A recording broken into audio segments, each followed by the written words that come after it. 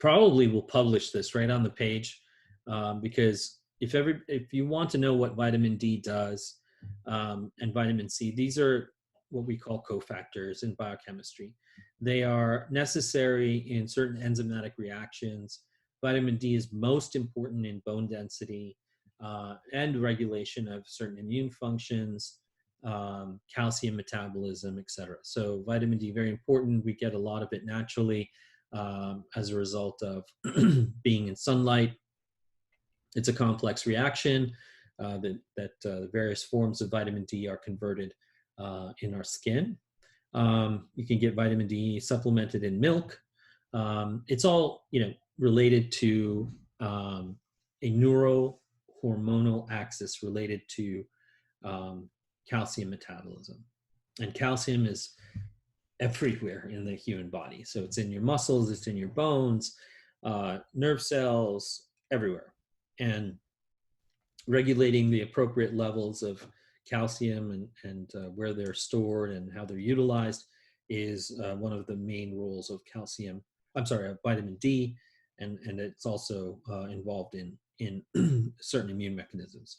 Now, if you want to learn about those immune mechanisms, it will take a few $100,000, and I think 3 or 4 years. So anyway, vitamin C also important to supplement. It's very important in what we call barrier integrity, the production of collagen, which is everywhere in your nails, your skin, but also the maintenance of iron metabolism in your bloodstream, and maintaining the health of your red blood cells. Okay.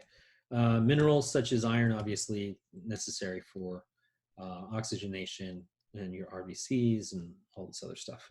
And then, of course, we have zinc. Zinc is absorbed in the gut, and it is used in a lot of proteins, structural and enzymatic. And so a good amount of zinc in your diet is great for your immune system, as well as general protein metabolic health. Over here, flavonoids. So you've heard elderberry, quercetin. I hope I'm pronouncing that right. And so these are all the flavonoids that you get from various sources. So parsley, tangerine and oranges, and broccoli and apple skin and strawberries, and even my favorite, black tea, Indian chai. These are all sources. So if you don't eat any of these things ever, you will have certain deficiencies. If you eat these things once in a while, you have enough.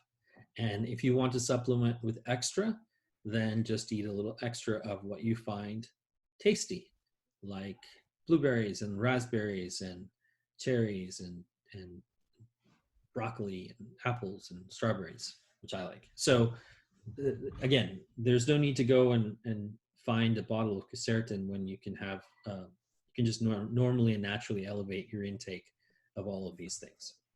Got it?